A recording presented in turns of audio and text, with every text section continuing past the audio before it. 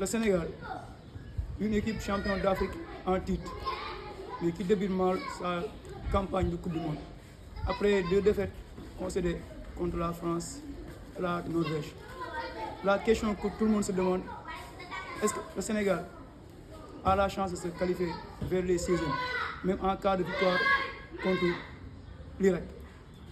Gars yi ñëpp xam ne Sénégal nu mu débuté mondial bi baaxul, mais bés bu gagné Irak mën na génn comme meilleur 3e, mais tamit ça dépend tamit si yenn résultat pour yi.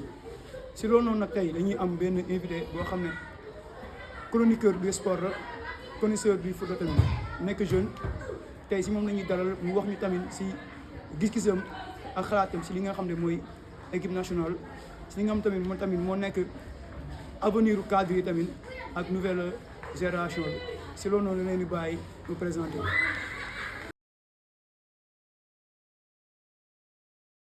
Gars yi maa leen di ziar, c'est Abdi Sport, créateur de contenu sportif, chroniqueur et aussi un amateur du sport et du football de manière particulière.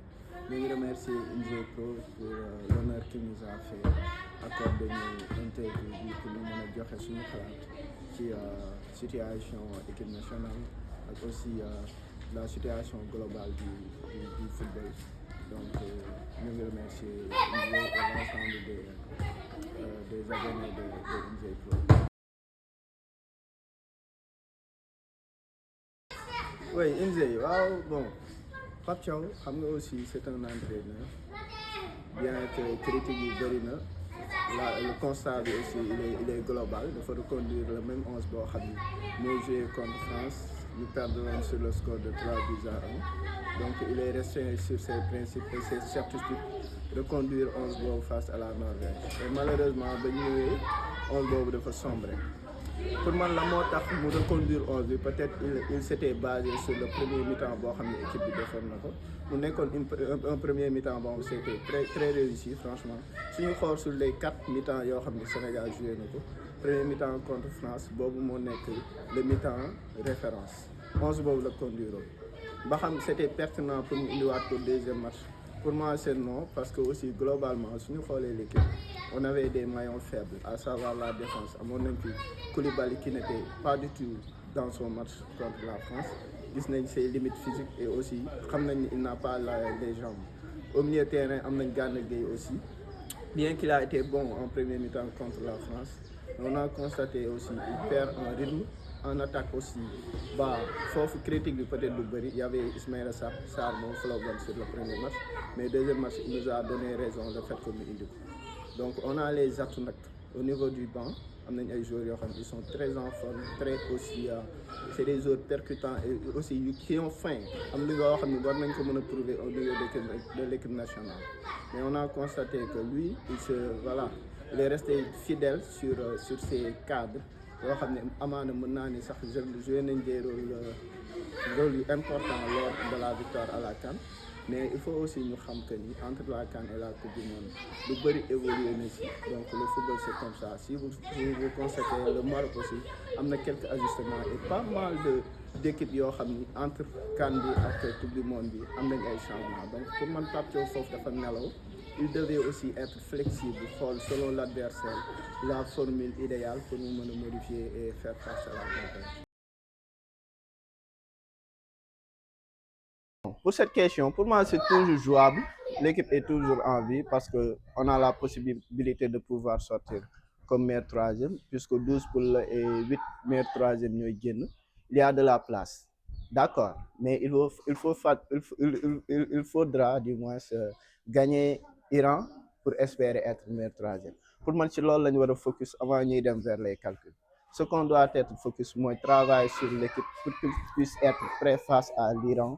Parce que aussi, Irak du moins, excusez-moi, parce qu'il faut que nous sachions que l'équipe, pendant les 2 premiers matchs, on a constaté un manque de confiance dans l'équipe qui a dégagé. Même contre la Norvège, tu sens que l'équipe n'avait pas la grinta pour mener ce score. Donc face à l'Irak, il faut qu'on soit vraiment très motivé et aussi nous disons le Sénégal qu'on a toujours connu pour pouvoir gagner le maximum possible. Score aussi, c'est quelque chose qui est déterminant. Parce que meilleur troisième aussi, pour nous dire, il va falloir 3 points.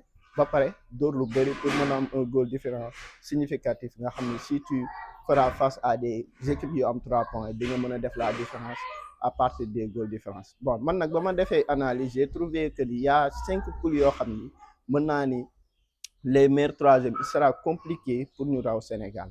Donc c'est des équipes yoo xam ne ñu ngi jël troisième war a affronter aussi des premières wala boog ay favoris de taille. Donc je trouve que il y a vraiment de la place pour que ñu mën a espérer dem jël cette meilleure troisième. Loolu pour mu am nag il faut que le coach aussi sort le bon jeu. Il faut que aussi l'équipe soit prête pour relever ce défi. Mais je vois que Sénégal incha allah war na mën a jëli ce point là incha allah. Bah, pour cette question, c'est très pertinent hein, parce que man dama gis ni les cadres waru woon nekk problème au sein de l'équipe. Au contraire, atu la waroon nekk. Je sais pas ba xam le coach son style de management est compatible avec cette choc de génération. Les gens parlent de complexe souvent. Bah, je ne vais pas l'exclure, mais man tamit mënuma appuyer sur loolu pour wax ni exactement complexe là. Mais ce qui se voit sur le terrain et aussi la façon dont Pape Thiaw gère l'équipe, je trouve que am na benn tuuti lu ñuy sóoraale si vis-à-vis des cadres. Les cadres aussi ñoom aussi dañoo am benn rôle boo xam ne dañ ko war a jouer au niveau de l'équipe nationale.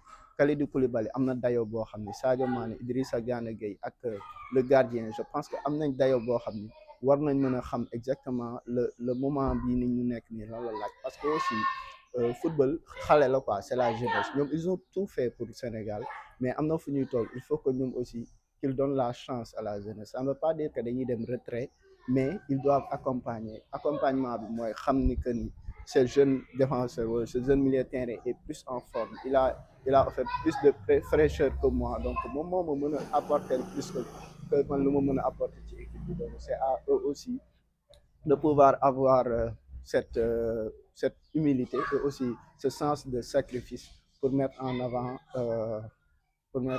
la jeunesse du seen responsabilité mais lépp tourne autour aussi de l'entraîneur et de son staff pour man dañoo war a am un style de management très haut pour mën a permettre aussi de gérer cette choc de génération parce que loolu pour man avantage la waroon nekk Sénégal mais waru woon nekk un obstacle bu tax mu xaw a yëngal tuuti les échos ndax ce qu'on a eu comme information récemment concernant la convocation de Bara Sapoko ak aussi le fait qu'au début on avait dit que Chérif Ndiaye ak Ilaay Camara ñoo waroon dem y a un journaliste qui l'a relayé démb wax ci ay révélations yu xaw a choquant su fekkee loolu dëgg la aussi pour moi c'est un peu décevant vis-à-vis de notre staff technique.